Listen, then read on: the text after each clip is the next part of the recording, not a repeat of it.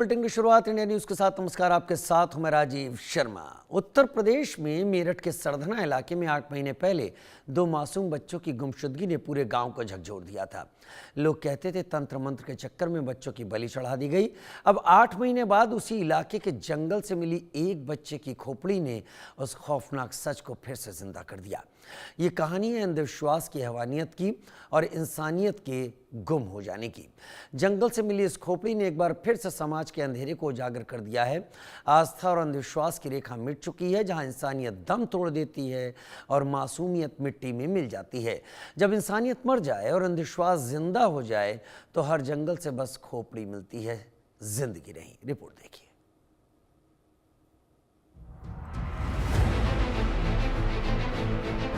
मेरठ का तंत्र मंत्र कांड, खुल गया हैवानियत का अध्याय। 8 महीने बाद फिर जिंदा हुआ तंत्र मंत्र का खौफ। जंगल से मिला बच्चे का कंकाल, परिजनों का दावा हमारा बेटा है। सरधना में इंसानियत फिर शर्मसार, अंधविश्वास की बलि चढ़ा मासूम। मेरठ के सरधना थाना क्षेत्र का ये वही इलाका है जहां शुक्रवार की सुबह कुछ ग्रामीण लकड़ी बीनने पहुंचे थे।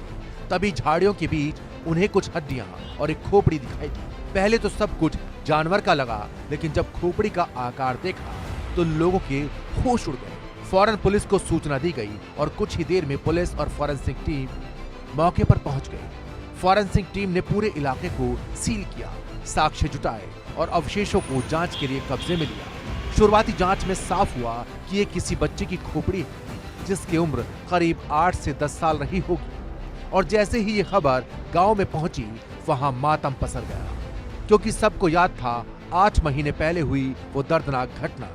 8 महीने पहले इसी इलाके से 2 बच्चे अचानक लापता हो गए थे। गांव वालों ने बताया था कि कुछ तांत्रिक इलाके में तंत्र मंत्र के लिए बच्चों की बलि चढ़ाते हैं। तभी पुलिस ने खोजबीन की। एक बच्चे का शव बरामद हुआ, लेकिन दूसरा बच्चा गायब रहा। मामले की जांच तो हुई, पर 8 महीने बाद सब कुछ ठंडे बस्ते में चला गया। नवाबड़ी रहने वाला इमरान नाम है मेरा। 4 अप्रैल में मेरा बच्चा लापता हुआ था। उसे हमने ढूंढा, पुलिस को क्या कहना सोचना दी, लेकिन उसमें पुलिस की लापरवाही रही। हमारे वो जो कंकाल कल क्या कहना वहाँ मिला, हमें मिला वो नंगले ऑर्डर के जंगल में। सर जी इसके लिए मैं आया डीएन के लिए। हाँ जी, तांत्रिक की आई इसमें यहाँ की गर्दन कटी हुई थी। हम क्या कहूँ हल्दी वल्दी वगैरह वगैरह पहले बच्चे में मिली थी, और इसमें भी मासी पड़े हुए चावल पावल जो तांत्रिक का काम कर रहा था वो मिला। 2 बत्ती ये सब। हमें तो जी अरसद पैसा क्या क्या कहूँ, अरसद नहीं उनने कबूल भी कर रखा, लेकिन बच्चे को क्या कहूँ गायब कर, क्या कहूँ लाश को गायब करी। हमारे बच्चों को मार के फूकने में बच्चा मिला। अब जंगल में मिली ये खोपड़ी उसी गुमशुदा बच्चे की बताई जा रही है। परिजनों ने मौके पर पहुंचकर दावा किया कि ये अवशेष उनके बेटे के हैं। उन्होंने कहा, हमारे बच्चे को तंत्र मंत्र के चक्कर में मार दिया गया था, अब उसका कंकाल मिल गया। पुलिस ने हालांकि परिजनों के दावे पर सावधानी से बयान दिया है। अधिकारी कह रहे हैं कि डीएनए रिपोर्ट आने के बाद ही ये साफ होगा कि अवशेष किसके हैं। फिलहाल जांच को फिर से खोला गया है और पुराने आरोपियों से पूछताछ की जा रही है। मेरठ के थाना सरदाना में 8 महीने पहले लापता हुए बच्चे का आज पुलिस ने सर बरामद किया है और उसके बाद फोरेंसिक को मौके पर बुलाया गया है। फोरेंसिक टीम ने आसपास के जो है वहाँ से नमूने लिए हैं और उनको लैब के लिए भेज दिया गया है। वहीं जो बच्चा लापता था उसके पिता द्वारा एक आरोप लगाया गया है कि जो बच्चा है उसके साथ तांत्रिक क्रिया की गई है।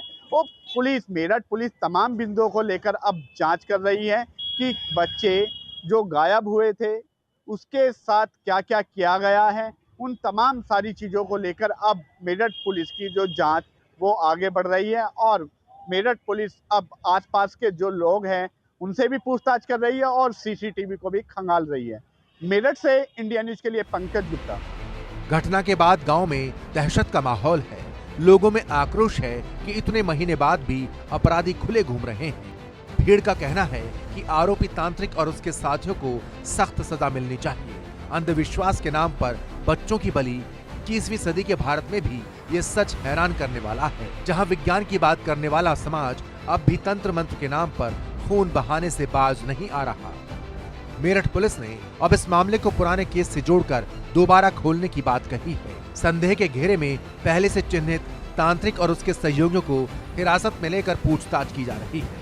पुलिस का कहना है कि जल्द ही मामले की तह तक पहुंचा जाएगा, लेकिन सवाल ये है कि आखिर कब तक अंधविश्वास के नाम पर मासूम जिंदगियां यूं ही कुचली जाती रहेंगी? कब तक लोग तंत्र मंत्र के बहकावे में आकर हैवान बनते रहेंगे? मेरठ से इंडिया न्यूज के लिए पंकज गुप्ता की रिपोर्ट। पाकिस्तान के जमीयत उलेमा इस्लाम प्रमुख मौलाना फजलुर रहमान